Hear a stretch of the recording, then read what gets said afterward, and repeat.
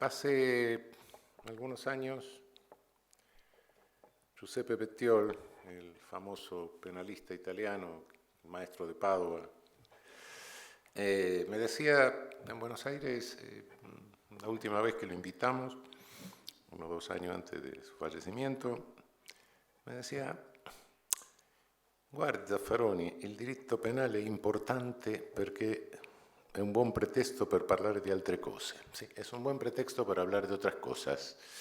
Y creo que justamente el tema de la culpabilidad es un buen pretexto para hablar de todo.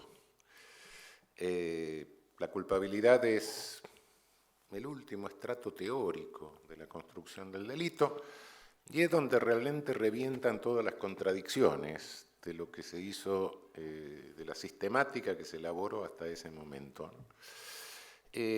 Nuestro saber jurídico, es decir, nuestro derecho penal científico, si les gusta la palabra, teórico, digamos, este saber que construimos para ofrecérselo a los jueces para que resuelvan casos de modo lo menos contradictorio posible, más o menos coherente, este saber que busca construcción de un sistema que no se agota en la mera completividad lógica, comienza hace unos 1000 años, en definitiva, en las universidades del norte de Italia, ¿no?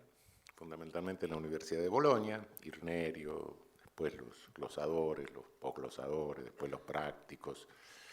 Y realmente todo esto y todo lo que pasó cuando uno lee la manualística corriente en materia de derecho penal, ve que como máximo las referencias van para atrás 2 siglos y algo, y ahí se paran.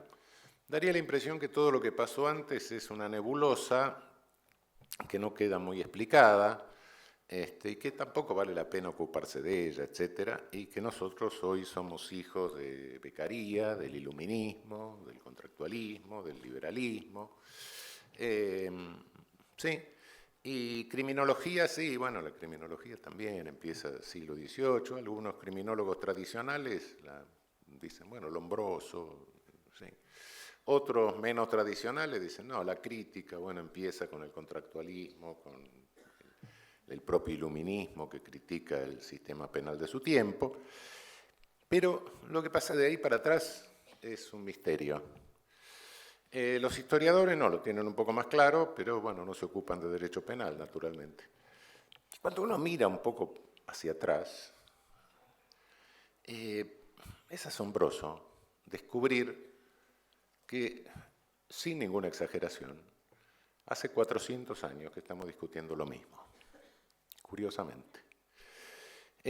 Claro, no nos damos cuenta porque lo que discutimos lo mismo en cuanto a esquemas de pensamiento, en cuanto a estructuras de pensamiento, a estructuras ideológicas, digamos, ¿no? Es como si nos moviésemos en base a varios programas de computación. Esos programas de computación en cada época los vamos llenando con algunos datos, después culturalmente vaciamos esos datos, le ponemos otros, pero los programas de computación son los mismos. Y seguimos enredados en eso. Es decir, aquellos padres fundadores que fueron los glosadores, que glosaban los libris terribilis del digesto, que bueno, se suponía que era el derecho romano, pero en realidad era una recopilación que había hecho Justiniano en el Imperio de Oriente, y había juntado, bueno, los peores documentos que salían de la legislación romana, con una serie de opiniones, etcétera, una cosa medio mezclada, y tenía 2 libros penales, los libris terribilis, ¿no? Donde se explicaba la tortura, etcétera. Es decir, la tortura no se inventa en la Edad Media, el proceso inquisitorial no se inventa en la Edad Media, viene del Imperio Romano. Y cuando se produce la recepción, es decir, cuando renace en Europa el poder punitivo, cuando los príncipes empiezan a decir la víctima soy yo y confiscan el conflicto, entonces hay que hacer un derecho penal, hay que hacer una especie de saber jurídico penal y nuestros antepasados empiezan a hacer ese saber sobre la base de los libris terribilis. Y claro, glosaban, bueno, no glosaban tanto, en realidad inventaban un poco, pero ¿qué esquema para sistema buscaban?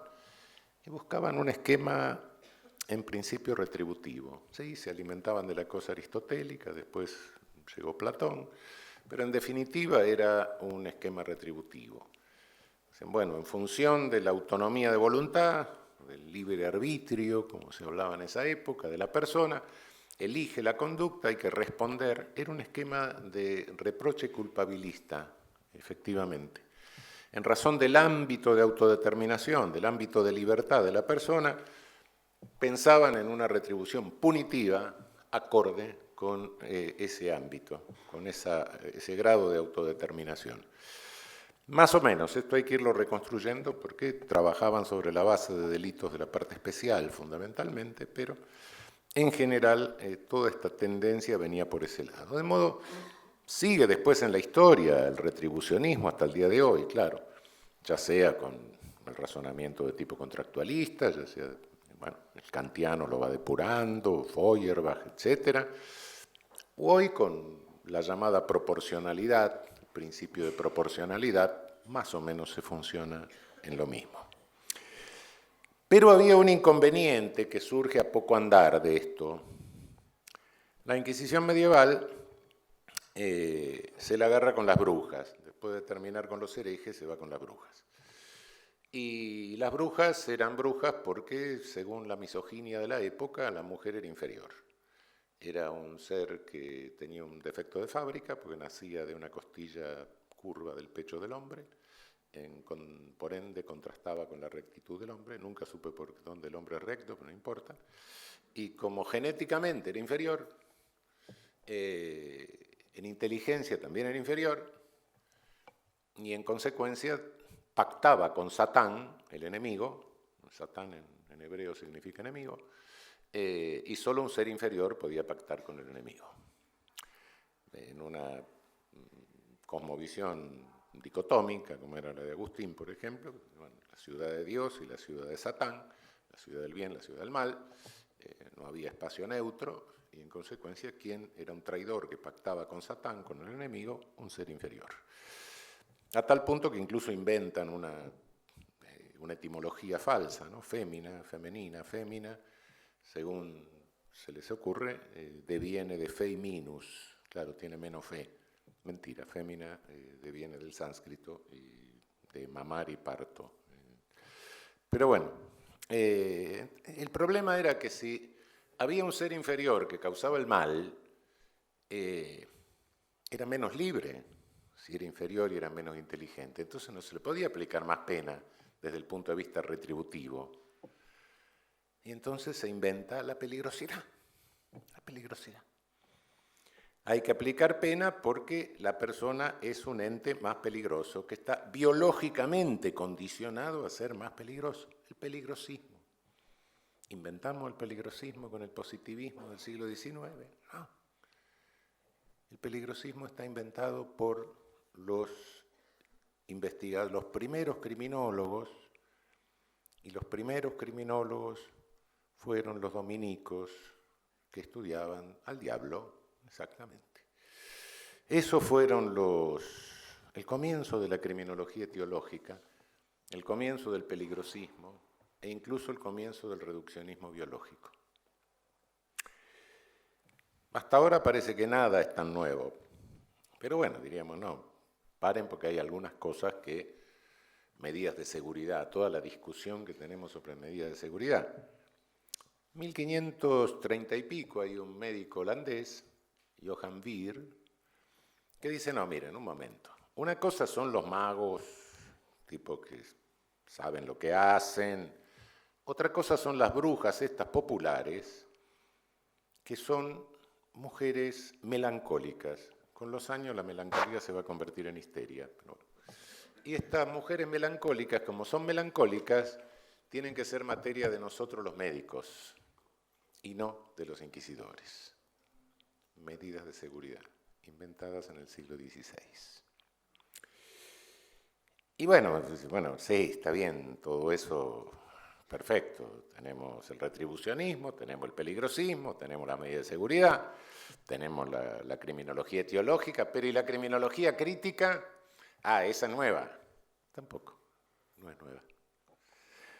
En 1631 hubo un jesuita, Friedrich Spee, que lo nombraron para acompañar a las brujas cuando las iban a quemar, y el tipo se vuelve loco porque se da cuenta, empieza a confesar a las brujas, se da cuenta que ninguna es bruja, eran viejas feas, pero no brujas, y se pone loco y se le pone el pelo blanco y escribe un librote, que contrastando con la Constitutio Criminalis Carolina de Carlos V, lo llama Cautio Criminalis, Constitutio Criminalis, Cautio Criminalis, donde hace la crítica terrible, terrible del poder punitivo de su época.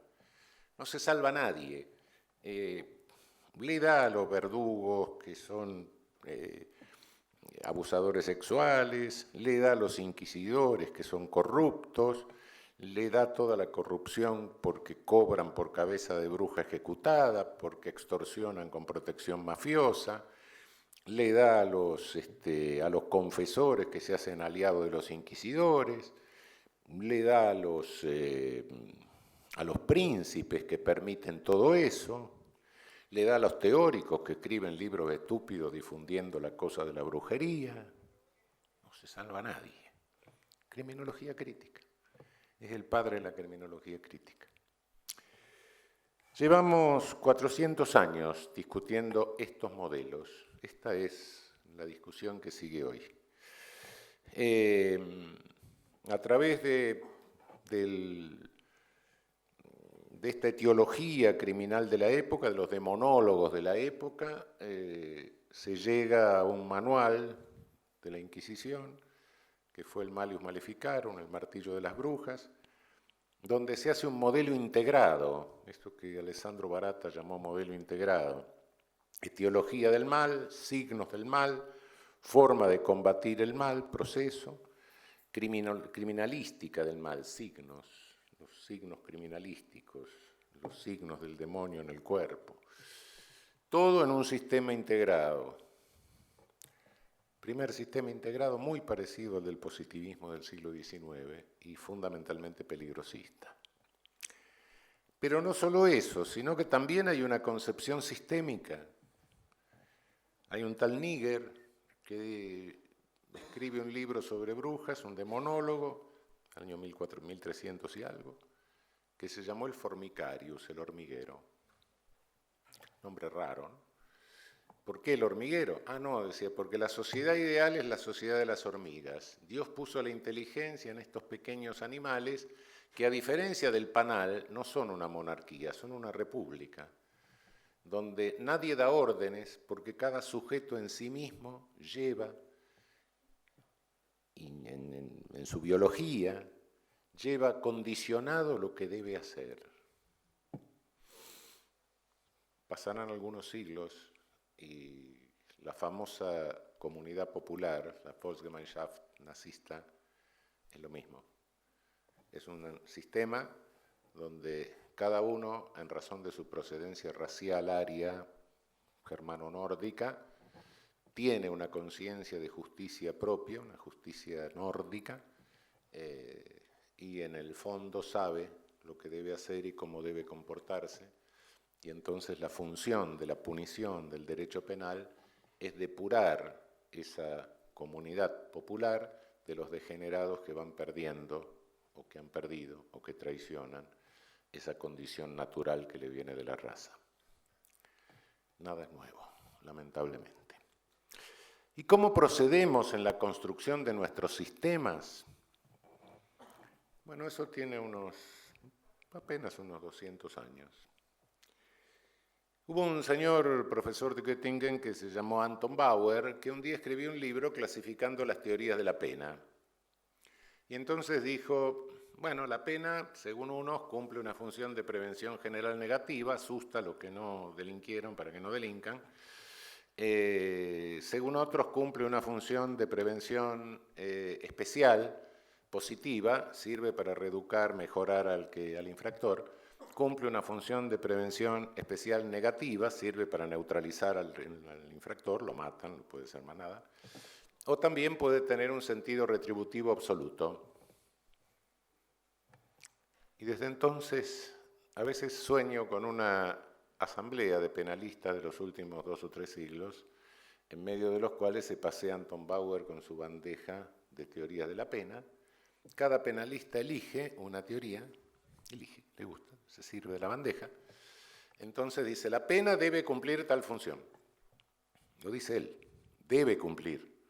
No es que la cumpla. Del ser, ningún dato. Todo debe ser.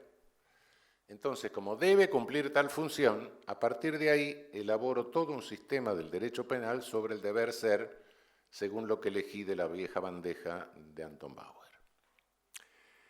Y ese sistema se lo doy a los jueces que tienen que imponer penas que se cumplan en el mundo. No como yo pienso que deben ser, sino como en realidad son. Pero de eso que en realidad son, no tengo la menor idea. Y construyo un sistema despreciando cualquier dato de realidad acerca del ser, del poder punitivo. Lo construyo sobre la base del deber ser, que se me ocurrió a mí, conforme lo que elegí, el canapé que elegí de la bandeja de Anton Bauer.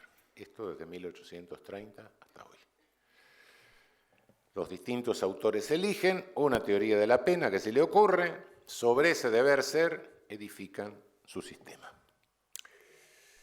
Y naturalmente, en la sistemática, al construir el concepto de delito para hacer un sistema, para tratar de resolver, naturalmente hay un injusto, normalmente decimos la conducta típica antijurídica o la conducta típicamente antijurídica, es decir, la lesión al derecho, por un lado, y por el otro lado tenemos que traducir esa lesión al derecho en una pena. Pero ¿podemos dejar la pena adecuada solamente al grado de infracción al derecho? ¿Podemos dejar la pena adecuada al grado de injusto? No, se necesita un puente entre el injusto y la pena.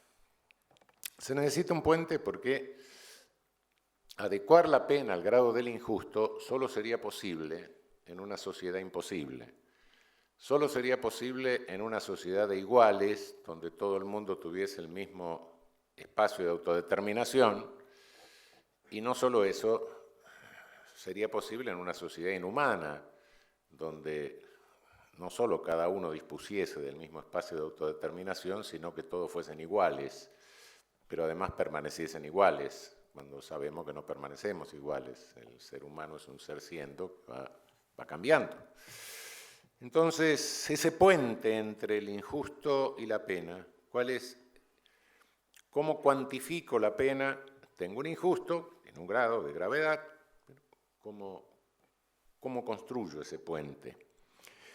Y ahí hoy eso se responde, bueno, todo el mundo, cualquier penalista diría, la medida de la pena es la medida de la culpabilidad. En eso estamos todos de acuerdo. Lástima que no estamos de acuerdo en qué es culpabilidad.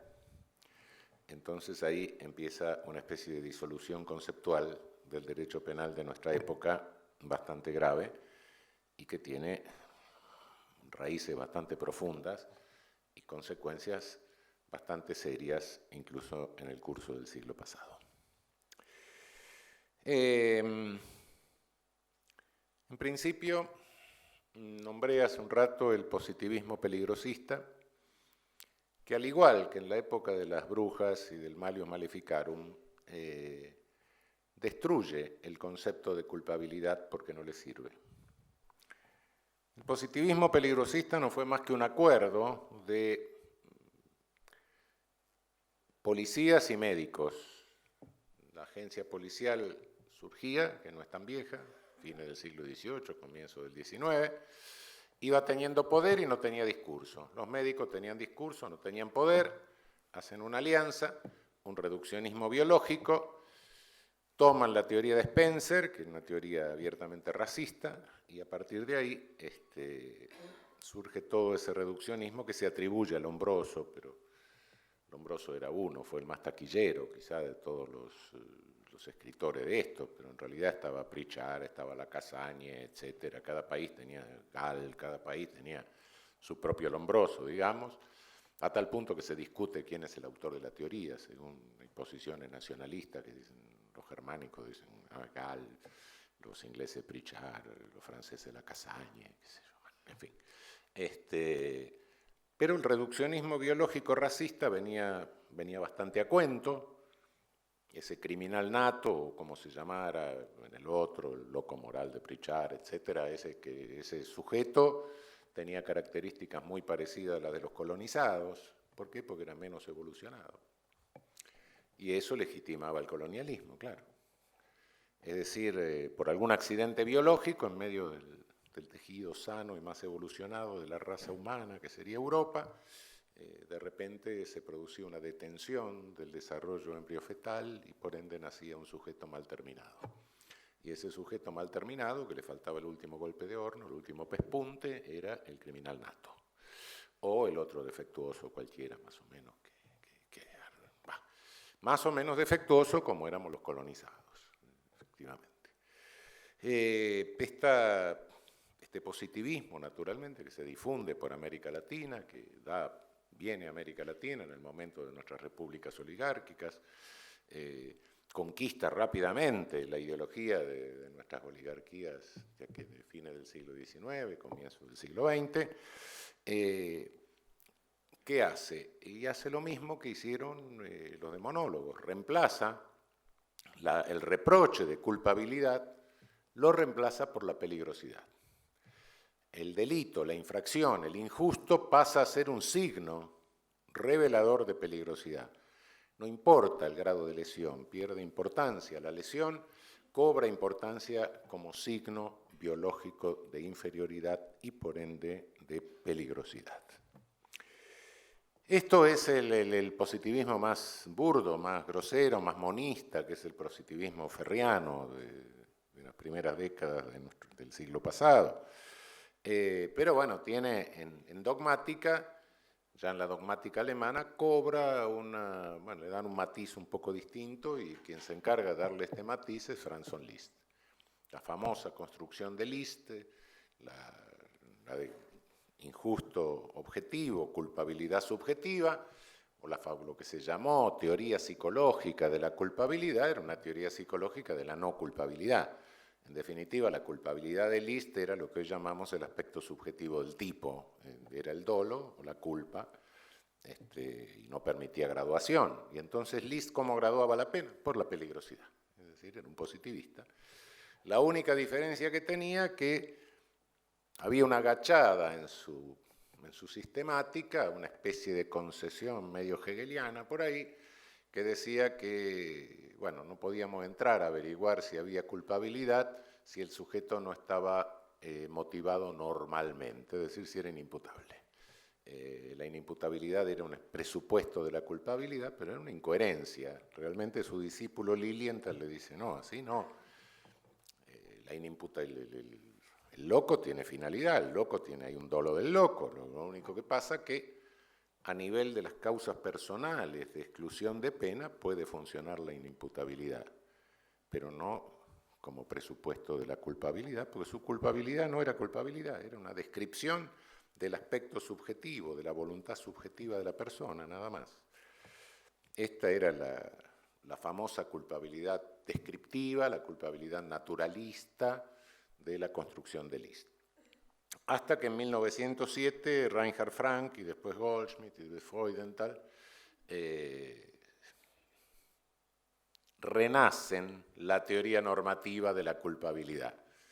Es decir, redescubren Aristóteles, más o menos. Claro, como Aristóteles se había muerto unos años antes, no tenía posibilidad de reclamar derecho de autor.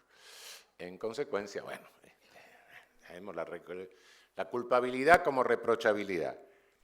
Y la culpabilidad por su esencia es reprochabilidad, no puede ser otra cosa. Más aún, el mismo término lo indica. La palabra alemana para designar la culpabilidad es Schuld. Y el derecho de obligaciones civil se llama Schuldrecht. Y en castellano también Cuando en el Padre Nuestro, vieja versión, se decía perdónanos nuestras deudas, no se estaba pidiendo a Dios que perdone nuestros pagarés, sino que perdone nuestros pecados, culpas. Eso es lo que... Es decir, la idea de culpabilidad está indicando una idea de reproche, una idea de deuda, una idea de falta, de falla. De modo que hablar de una culpabilidad descriptiva o de una culpabilidad como mera voluntad es una no culpabilidad. Es decir, Lis seguía aferrado a la cosa positivista de eliminar directamente la culpabilidad y ese puente entre el injusto y la pena llenarlo con la peligrosidad policial, médico-policial del positivismo. Cuando esto entra en crisis, porque el positivismo entró en crisis, y entró en crisis por varias razones que no vienen al caso, se hunde el positivismo, entonces, bueno, empieza la desesperación. ¿Cómo inventamos una culpabilidad que sea el equivalente funcional de la vieja peligrosidad que se nos vino abajo? ¿Y por qué? Porque la culpabilidad como culpabilidad de acto, como reproche al acto, siempre y cuando estemos hablando de un derecho penal de acto, es un problema para la solución policial y para el sistema, para el ejercicio del poder punitivo. ¿Y por qué es un problema?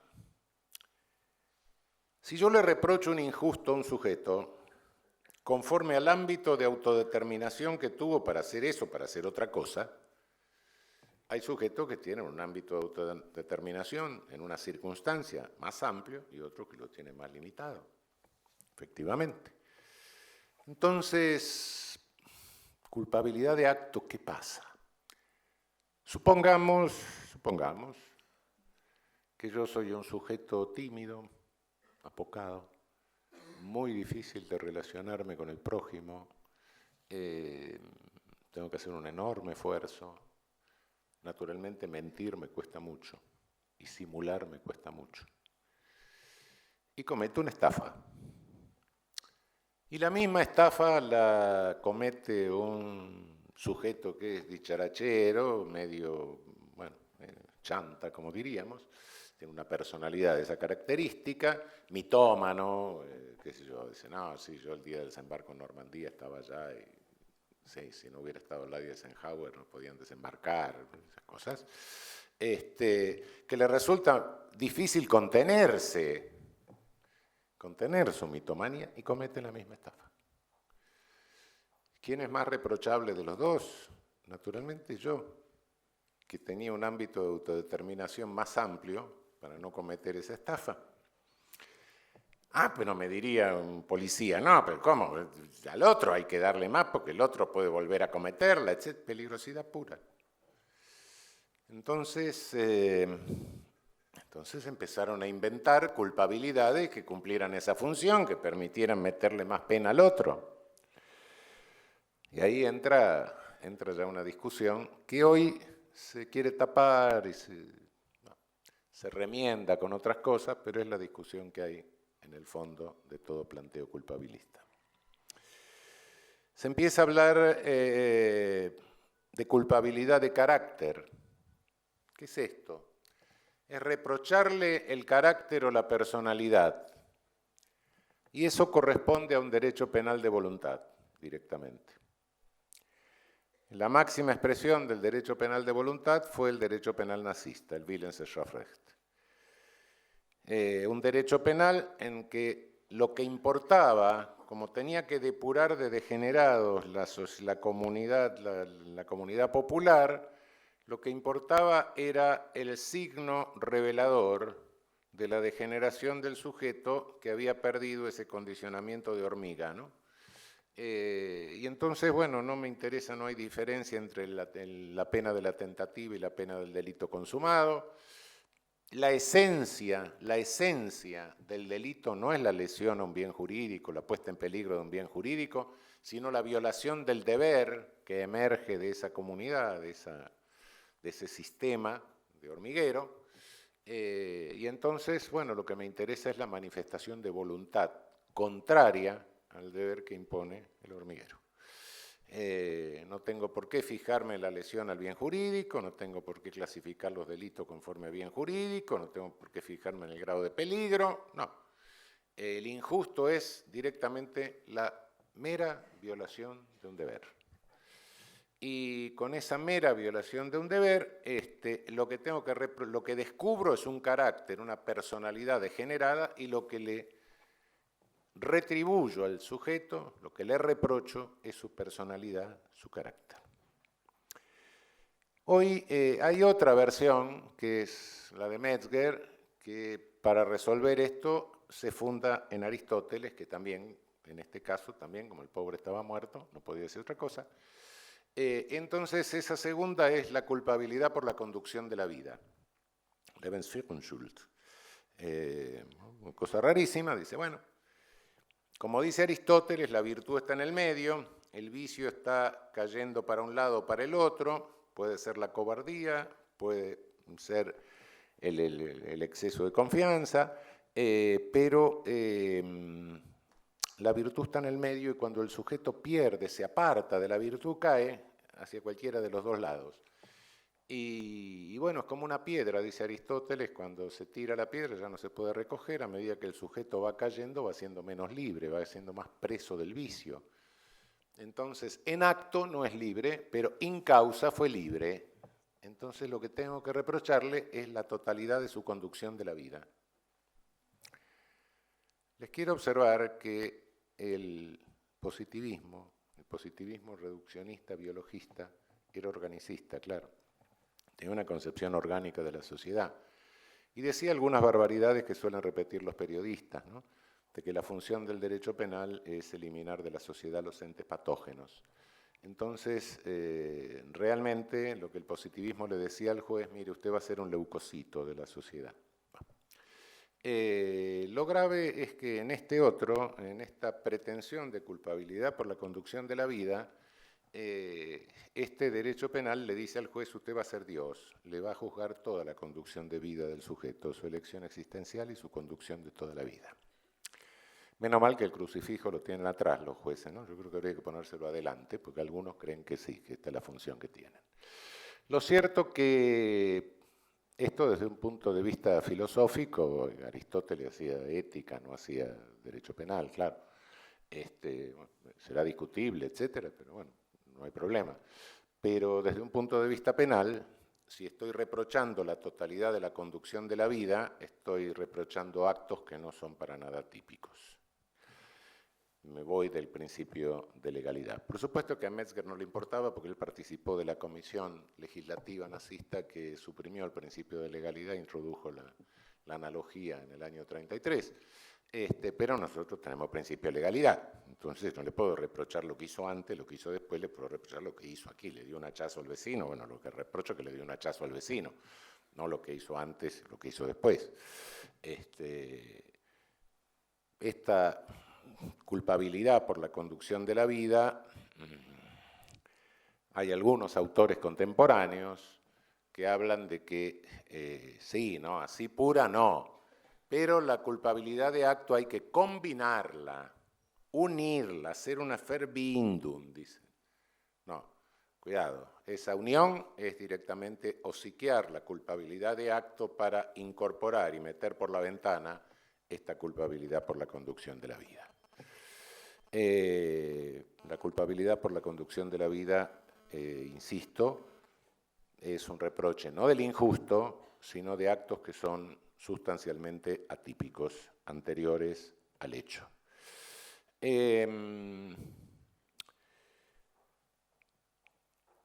Hoy día hay otros autores que se enfrentan a la culpabilidad desde otra perspectiva, que también es interesante las formas en que tratan de esquivar las consecuencias de la culpabilidad de acto.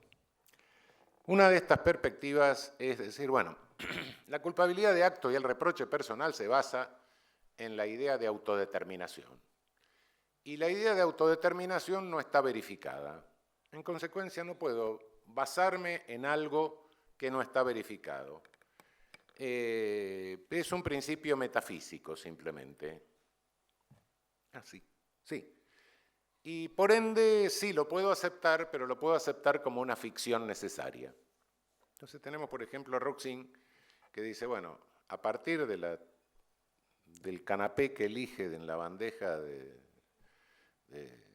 este hombre, de Anton Bauer, construye sobre la base de una prevención especial, fundamentalmente, toda una teoría del derecho penal y dice, bueno, pero la prevención especial necesita un límite y ese límite lo establezco a través de la ficción de autodeterminación. Una ficción es algo que no existe, claro. ¿Cómo algo que no existe puede limitar algo que existe? No lo sé. Pero realmente la cuestión es un poco más grave. Si la autodeterminación, y no estoy hablando del libre albedrío romántico, de que cada cual tiene 360 grados de opción, estoy hablando de lo empírico, que psicológicamente y en cada constelación situacional se sabe que hay un cierto catálogo de conducta que para una persona en una situación puede ser más amplio, en otra persona en otra situación puede ser más estrecho. Es decir, de la experiencia cotidiana que tenemos en la interacción simplemente, si digo que esa experiencia cotidiana es metafísica, bueno, primero que nuestro lenguaje se empobrecería mucho, ¿no? Y en segundo término, creo que nunca nos manejamos así. Hay un principio de responsabilidad en la coexistencia social que se basa más o menos en la autodeterminación del otro, directamente, en la vivencia de autodeterminación que tengo. Pero independientemente de esto, insisto, esto no es el libre albedrío absoluto romántico, porque en un libre albedrío absoluto romántico yo sería tan libre que podría destruirme y rehacerme y en consecuencia perdería identidad. No sería el mismo de un rato al otro. No, sino en esa capacidad más o menos de autodeterminación. Si esto es una ficción, entonces no solo se cae la culpabilidad, se cae todo el derecho. Y se cae todo el derecho fundado en cualquier sociedad democrática. Es decir, si no estoy autodeterminado, la soberanía popular no funciona. Es decir, creo que en esto de pretender que se trata de una ficción porque no está probada la autodeterminación, yo le observaría que tampoco está probado el determinismo. En consecuencia, si soy metafísico en esto, soy tan metafísico como el señor al que le piso un pie y me insulta. Sí. Es una reacción metafísica, pero no es una reacción metafísica. Es la reacción de la coexistencia más o menos responsable. Por otra parte, insisto, si esto fuese una ficción realmente, no entiendo cómo un ente ficcional puede limitar un dato real. Hay otra versión que es minoritaria, muy minoritaria en Alemania, pero que nos llega como último grito de la moda en las últimas décadas, que es la versión de Jacobs, de Günther Jacobs, que dice que, bueno, lo fundamental y la función de la pena es una prevención general positiva. ¿Qué se entiende por prevención general positiva? Se entiende el reforzamiento de la confianza en el sistema, de la fidelidad, que es lo que... ¿Por qué tengo que imponer pena? Porque el sujeto ha sido infiel al derecho. Cuidado, esta cuestión de la infidelidad, la Troya y la Untroya y todo esto, se vincula bastante a cierta versión autoritaria de los años 30 alemanes. Pero no, la cuestión es, cuando llega la culpabilidad, dice la culpabilidad es una construcción del derecho penal. Sí, es cierto, es una construcción del derecho penal. Pero si me da eso la medida de la pena, ¿cuál es? Y la medida de la pena tiene que estar dada por la necesidad de autoestabilización, es decir, de calmar a la gente. Si la infidelidad al derecho y el delito causa dentro del sistema, porque es un planteo sistémico teóricamente, causa dentro del sistema una desnormalización, por decirlo en palabras más simples, una alarma social, tengo que imponer una pena en la medida necesaria para reestabilizar el sistema. Es bastante significativo esto, o las consecuencias que esto puede llegar a tener en la sociedad contemporánea, es decir, donde la desestabilización o desnormalización del sistema depende de medios masivos de comunicación monopolizados o oligopolizados. Es decir, si nadie se entera porque el medio masivo no lo dijo, no se produce nada, aunque yo haya matado a 1 millón de personas. Si el medio masivo lo difundió, entonces sí, ahí tengo que poner la pena. Y cuando hablo de imputabilidad es peor, porque entonces dice, bueno, el inimputable no desnormaliza porque el es loco, listo, es loco. Como es loco, no desnormaliza. El imputable sí desnormaliza. Entonces poco importa que el sujeto sea en realidad loco o no sea en realidad loco, lo que importa es que se lo tenga por loco. Y si se lo tiene por loco, no desnormaliza. Y si en realidad no se lo tiene por loco, aunque el sujeto esté subido a una higuera en el fondo de la casa, tocando el violín y vestido con una armadura de la Edad Media, entonces, bueno, sí, no se lo tiene por loco y desnormaliza. Bueno, semejante concepto no es un concepto de culpabilidad, es un concepto de punibilidad conforme a requerimientos mediáticos coyunturales. Por supuesto que no sería lo que él sostiene, negaría esto, pero si lo traduzco en términos en nuestra sociedad me refiero en el mundo actual, porque este no es un problema de la Argentina ni de América Latina, sino del mundo. Si lo traduzco en estos términos, sí, esto es en definitiva lo que habría que hacer. Bien, después de este paisaje, de esta manera, ¿qué nos queda? Creo que nos queda recuperar el concepto originario de culpabilidad y en su más prístina versión de culpabilidad de acto puro. ¿Cuál fue el ámbito o el catálogo de conductas posibles del sujeto en el momento de la realización del hecho? Insisto, esto no es el libre albedrío romántico, ¿no? No. Es el catálogo de conductas. Ahora bien, efectivamente podemos recuperar esto, nos damos cuenta de que hay situaciones reductoras del ámbito de autodeterminación, hay circunstancias tan reductoras que hacen que ese reproche no sea posible. El caso de la incapacidad del sujeto para comprender la criminalidad del acto, por ejemplo. El caso de la incapacidad del sujeto para adecuar la conducta a su comprensión de la culpabilidad, de la ilicitud del acto. Nuestro código dice de criminalidad. Claro, si dice de criminalidad es porque está abarcando incluso la punibilidad misma. El estado de necesidad exculpante, ¿sí? Es decir, la coerción que sufre el sujeto en forma tal que no sea estado de necesidad justificante. Cuando la lesión a bienes jurídicos es equivalente, sin embargo no se le puede reprochar al sujeto. La inexigibilidad, que en la vieja fórmula de Freud, en tal no le puedo exigir al sujeto que se convierta en un héroe. Tiene la posibilidad de ser héroe, pero no se lo puede exigir jurídicamente. Es decir, todo eso y el error invencible de prohibición, por supuesto. Si el sujeto no puede comprender por error dentro de esa dinámica de prohibido o no prohibido, no puede comprender la ilicitud de lo que está realizando. Bueno, efectivamente son reductores de la autodeterminación del sujeto que impiden el reproche. Esto más o menos está admitido en líneas generales por toda la doctrina contemporánea, con una u otra variante, ¿no? Hay quienes hacen un estrato de responsabilidad y después de culpabilidad, etc. No voy a entrar en esos detalles. Pero hay un problema. ¿Este juicio de reproche es un juicio ético? No. No es un juicio ético por dos razones. Primero porque el juicio ético permitiría, como el viejo Aristóteles, ver lo que hizo antes, lo que hizo después, un juicio personal. No, eso no lo puedo hacer porque estoy haciendo el reproche de un injusto, no de una personalidad.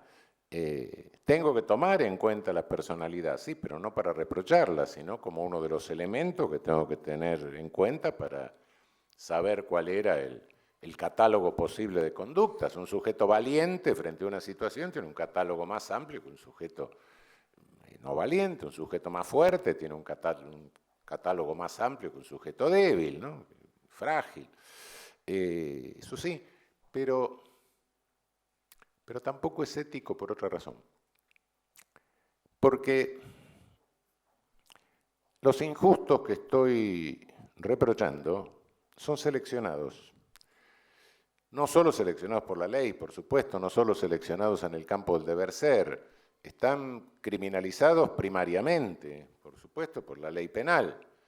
Pero bueno, si nosotros nos ponemos a leer Una noche de insomnio en la canícula, nos ponemos a leer toda la parte especial del Código Penal, todas las leyes penales especiales, etcétera, vamos a llegar a la conclusión en algún momento de que alguno de esos hechos hemos cometido. O nos llevamos la percha del hotel, o nos quedamos con el libro prestado, o fuimos jueces que firmamos actas que estábamos presentes en audiencia que no estuvimos nunca. Y en consecuencia tenemos un concurso real infinito de falsedades en instrumento público. Bien.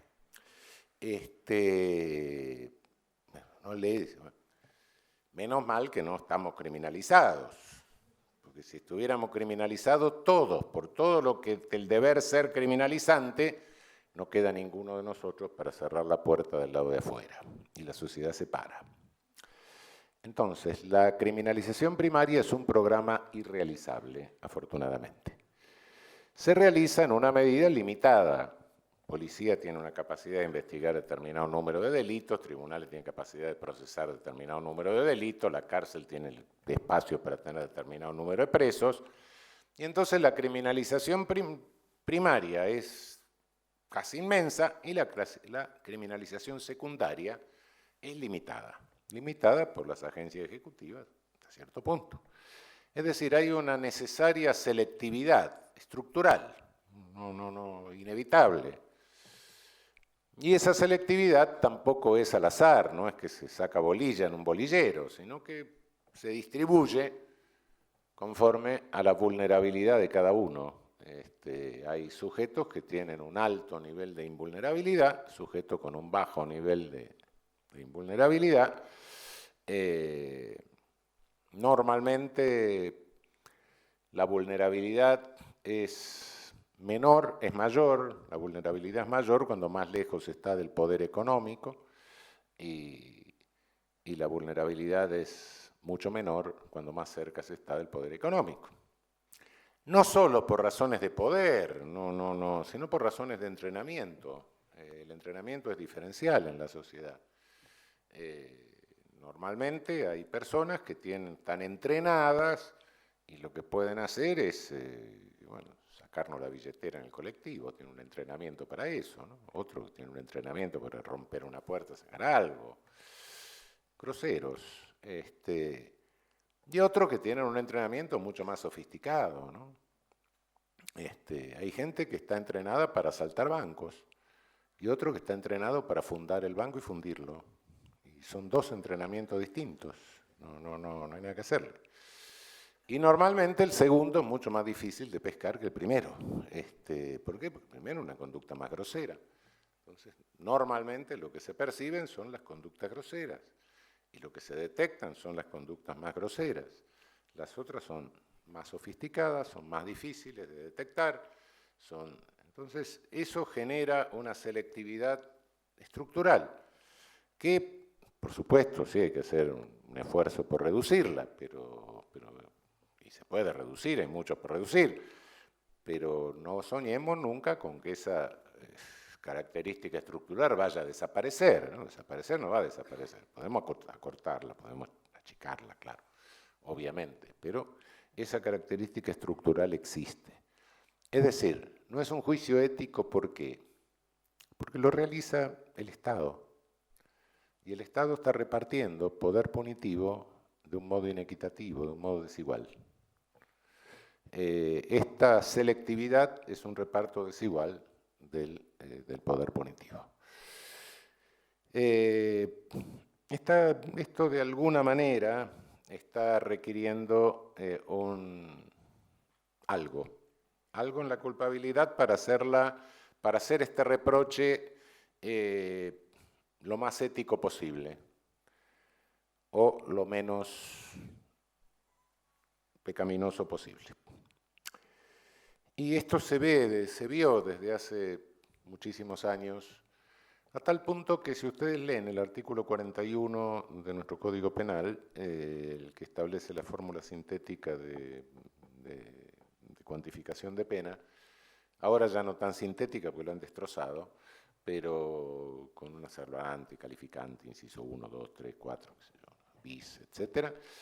Dejando de lado eso, sino lo que era lo original en nuestro respetable Código de 1921, van a ver que de repente, introducido por el Senado, a instancias del primer senador socialista que tuvimos en aquel momento, establece que entre los criterios a tomar en cuenta está la mayor o menor dificultad para ganarse el sustento propio necesario y el de los suyos. Y en la exposición de motivos se cita textualmente a las sentencias del buen juez Mañó, el buen presidente Mañó. En realidad el buen presidente Mañó era un juez que dictaba sentencias republicanas en una Francia que todavía tenía una magistratura heredera del imperio de Napoleón III, de Napoleón el Gotoso,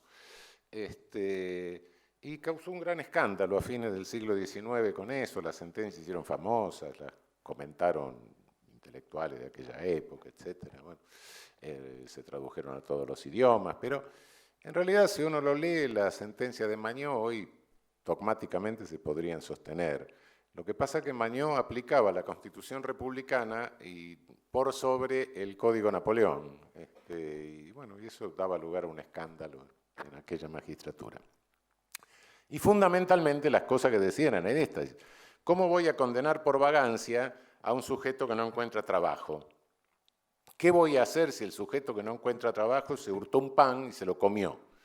Entonces le voy a decir al municipio, páguele al panadero. ¿Por qué? Porque el municipio tendría que haberle dado pan al sujeto. Cosas así, decía Mañó.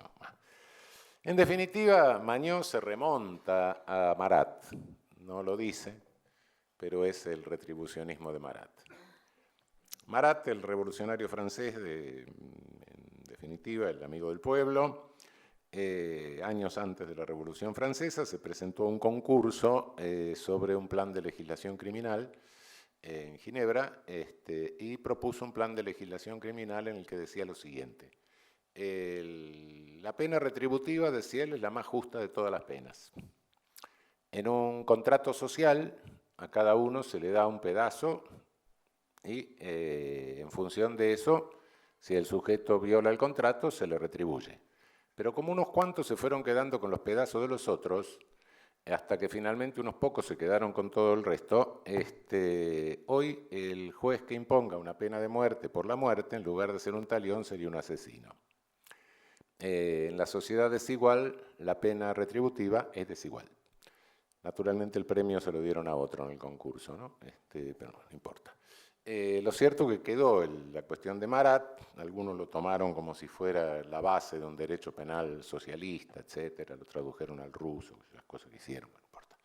Y finalmente, en 1970, cuando la ex República Democrática Alemana, la DDR, sanciona su código penal, establece una cosa más o menos parecida, y empiezan a decir que habían descubierto el principio socialista de la co-culpabilidad, la Mitschuld.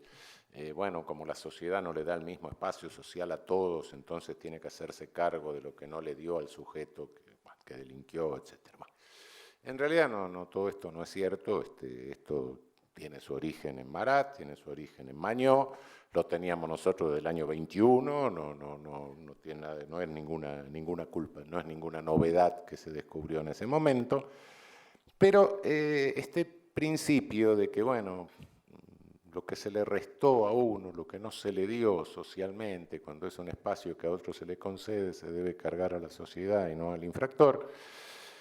En definitiva, tiene sus inconvenientes, y el primer inconveniente que tiene es que está muy inclinado o muy sustentado por una criminología etiológica, que sería la criminología etiológica de la pobreza.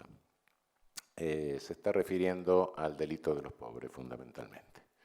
Deja de lado otros delitos que evidentemente también existen. Desde Sutherland sabemos que la infracción atraviesa todas las capas sociales, solo que en unas son más notorias, en otras menos notorias. Y es un poco tributario de lo que fue la criminología socialista, que quiso, dentro de la criminología etiológica, se quiso hacer una interpretación marxista, sobre todo Willem Bonger, a comienzos del siglo XX, quiso hacer eso, y es un poco tributario de esta forma de criminología, ¿no? Pero en realidad creo que hay que reformularlo todo esto. Es un antecedente interesante, fue una suerte de bocanada de aire fresco, diciendo, bueno, tengan un poco en cuenta algunas cuestiones de justicia social en esto, pero no es una solución satisfactoria. Como no podía serlo en un momento en que realmente lo que estaba dominando era un peligrosismo, no la idea culpabilista.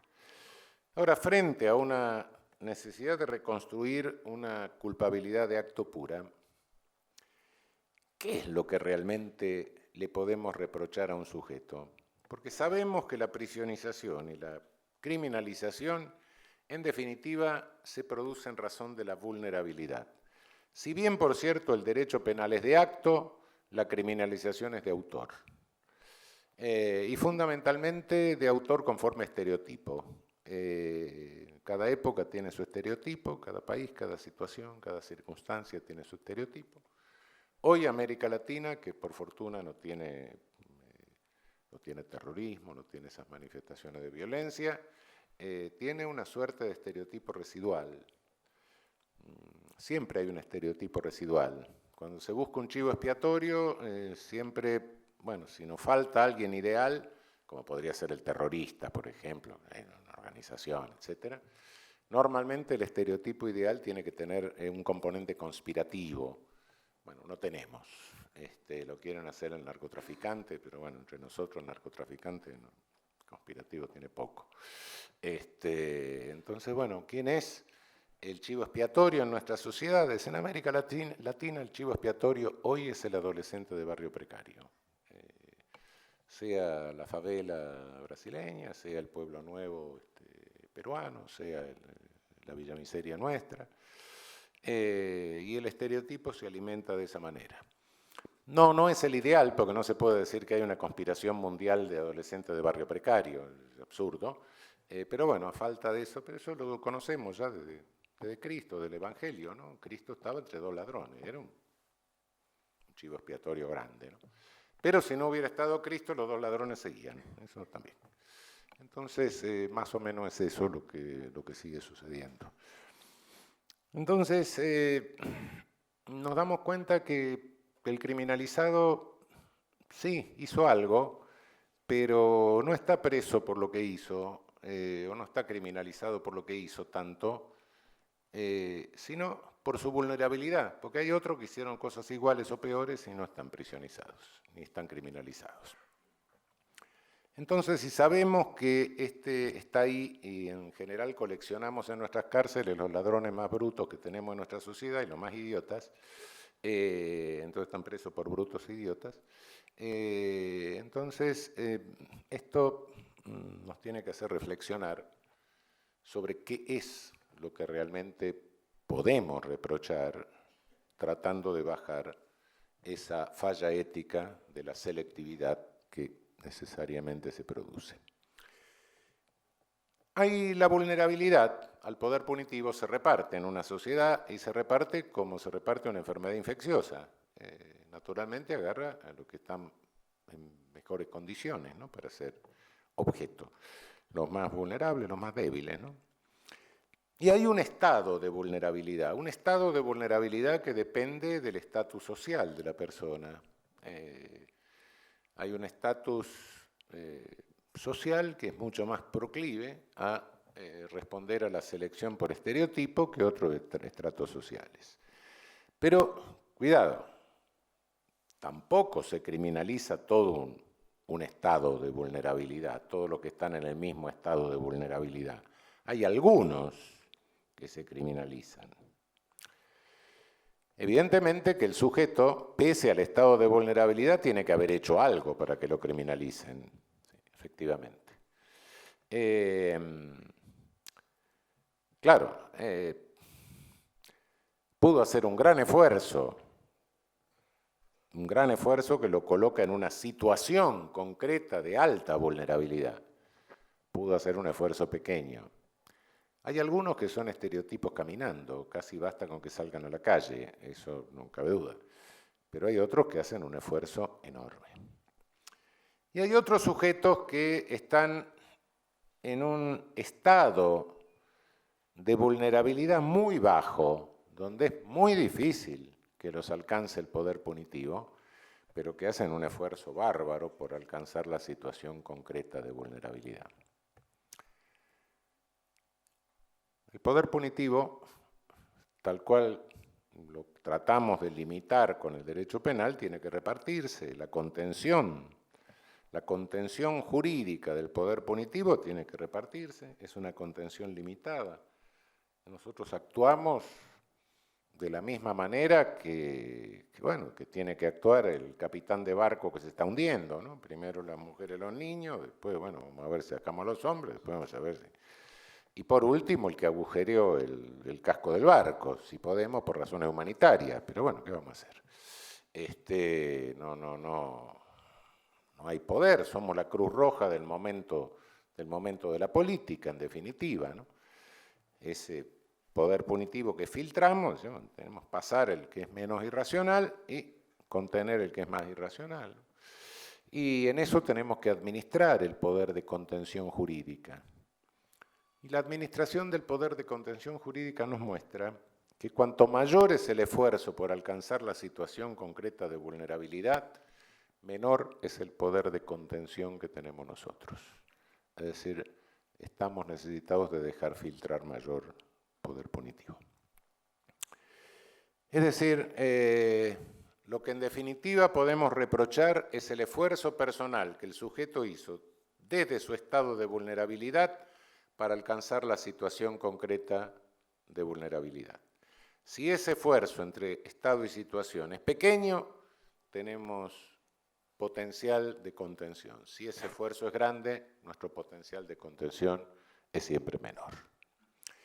¿Significa esto que hay un correctivo a la culpabilidad de acto, así como se plantea por la doctrina? No, no es un correctivo, no. Es una síntesis dialéctica. Y cuidado que existe la síntesis dialéctica en todas las categorías de la teoría del delito. El tipo penal, no el tipo penal, sí. Cuidado, el tipo penal tiene una cara de manifestación de voluntad punitiva del Estado y tiene otra cara que lo usamos para contener el poder punitivo del Estado. Es una dialéctica. Es bifronte. Cuidado con el principio de legalidad también, que es bifronte. Hay un principio de legalidad fascista, ¿sí? No nazifascista, es decir, el Estado. El fascismo conserva la legalidad. ¿Y por qué conservó la legalidad? Porque el tipo penal era la manifestación de la voluntad punitiva del Estado. Todo en el Estado, todo por el Estado, nada fuera del Estado, decía Mussolini. ¿Sí? Es una legalidad de garantía para el Estado, no una legalidad de garantía para el ciudadano. Y el tipo penal tiene esas dos caras. Por un lado está la voluntad punitiva del Estado, que hay que dársela con todo. Por otro lado, estoy usando este instrumento para contenerte. Es bifronte. Esa naturaleza bifronte está en todos los estratos analíticos de la teoría del delito y también en la culpabilidad. Es decir, por un lado tenemos esta culpabilidad de acto que me dice, bueno, a ver cuál es el ámbito de autodeterminación que tuviste. Y por otro lado está la culpabilidad, el reproche por el esfuerzo, por alcanzar la situación de vulnerabilidad, y la síntesis entre los dos me da el juicio de reprochabilidad personalizado que puedo usar como nexo, como puente entre el injusto y la culpabilidad. Todo esto, bueno, creo que los he confundido bastante. Mi objetivo era justamente, para demostrar que el derecho penal es bastante complejo y que muchas veces decimos cosas y no sabemos ni de dónde vienen ni en qué contexto las estamos usando, y las traemos de contextos bastante peligrosos. Nuestra propia dogmática penal, con esto termino, ha caído en muchos de estos errores. Nosotros, en la dogmática argentina y latinoamericana, como les decía hace un rato, fue la construcción del derecho penal dominada básicamente por el positivismo más racista, digamos, el positivismo más terrorífico durante muchos años. El peligrosismo dominó nuestra doctrina. Eusebio Gómez, etc. En el 1900 nos salvamos de milagro de no tener un código penal positivista. Realmente de milagro, todas nuestras cátedras eran positivistas. Se tardó muchos años y en un momento, bueno, entró en crisis el positivismo y se trajo la dogmática y se fue a buscar la dogmática a Alemania, estuvo bien, era donde más desarrollo tenía. Pero ¿qué se trajo? Se trajo el neocantismo de Baden, se trajo a Edmund Metzger, se trajo a Wilhelm Sauer. Y se dijo, bueno, esto es la garantía de un derecho penal liberal, de un derecho penal de garantías. Cuidado que no. Es necesario irse al país de origen y ver qué sucedió. Y si bien, por cierto, hubo un penalismo neocantiano liberal, porque con esa metodología, esa teoría del conocimiento, se podía hacer cualquier cosa, podía uno ser liberal, fascista, marxista, lo que quisiera, también hubo un derecho penal nazista. Y los autores que se difundieron entre nosotros, lamentablemente, fueron los autores de la variante autoritaria del derecho penal neocantiano. No conocimos en castellano los trabajos penales de Gustav Radbruch, no conocimos en castellano los trabajos penales o el tratado de Max Ernst Mayr, no conocimos en castellano a Helmut von Weber. Ahora en los últimos los hemos traducido, pero lo hemos traducido como curiosidad histórica, pero en su momento no nos llegaron. Sí nos llegó Metzger, nos llegó Edmund Metzger. Y nos llegaron otros autores parecidos, nos llegó el Graf Sudona, Galas, no Graf Sudona, disculpe. ¿Y qué pasaba en Alemania? Bueno, en Alemania había una teoría nazista que era la escuela de Kiel. Para la moralística esos son los únicos nazis que hubo. Y los de Kiel tenían razón en algo, tenían razón en una cosa básica. El derecho penal responde a un modelo de Estado. No puede haber un derecho penal que sirve para cualquier modelo de Estado. En eso tenían razón, solo que el modelo de Estado de ellos era el nazi, claro, ¿no? Pero en eso sí tenían razón. Hay que dar vuelta a Kiel, realmente, ese es el objetivo. Y los neocantianos que decían, no, nosotros hacemos un derecho penal que sirve para todo. Fíjese, con este derecho penal nuestro, ese era Metzger, ¿cómo le interpreto muy bien las leyes nazistas? Pero qué bien, claro, con esto le interpreto muy bien las leyes que prohíben los matrimonios y los contactos sexuales entre judíos y arios, con esto le interpreto muy bien todo, no tengo ningún problema, y con esto usted me puede contratar y pagar unos pesos, como le pagaron a Metzger, al servicio de la Gestapo para hacer un proyecto de inadaptados para mandarlo a los campos de concentración. Esa fue la dogmática que nosotros recibimos. Entonces, cuidado con los materiales importados, sobre todo en esta coyuntura en que se difunde por el mundo un tremendo punitivismo, en distintas versiones que a su vez se van filtrando. Es decir, creo que queda claro que en esto, como en otras características y en todos los estratos del delito y en todo juicio que tengamos que hacer a través, en toda construcción dogmática que tengamos que hacer, por cierto que tenemos que tomar en cuenta el deber ser, sí, por cierto que tenemos que tomar en cuenta la norma, pero si nos quedamos reduciendo el derecho penal a un ejercicio de compatibilización coherente, lógicamente completo, del plano normativo, estamos elevando la lógica al carácter de ontología y vamos a hacer un sistema, sí, totalmente lógico, coherente, perfecto, pero que va a ser un delirio bien sistematizado, porque no va a tener nada que ver con la realidad. Permanentemente tenemos que tener en cuenta que el deber ser no es el ser. Quizá el deber ser esté destinado nunca a llegar a ser el ser, porque si algo debe ser es porque no es. A nadie se le ocurre hacer una ley que dice que el corazón tiene que estar a la izquierda. ¿Por qué? Porque está a la izquierda, listo, terminamos la historia. Si hay un deber ser, una norma, es porque algo tiene que ir en dirección a la norma. Bueno, pero entonces tenemos que tener siempre en la construcción dos datos. Uno, el dato valorativo, hacia dónde tenemos que ir, la norma. Y otro, el dato del grado de realización de la norma en el plano de la realidad. Porque la función de la construcción dogmática, del sistema que le tenemos que ofrecer como proyecto de jurisprudencia a los jueces, es impulsar el dato del ser en el sentido del deber ser. Es decir, acortar la distancia entre el ser y el deber ser. Si prescindimos de alguno de los dos datos, caemos en un reduccionismo. O bien prescindimos del dato normativo, valorativo, caemos en un reduccionismo sociológico o economicista. O bien prescindimos del dato de realidad y nos quedamos solo con el dato normativo, caemos en un reduccionismo normativista.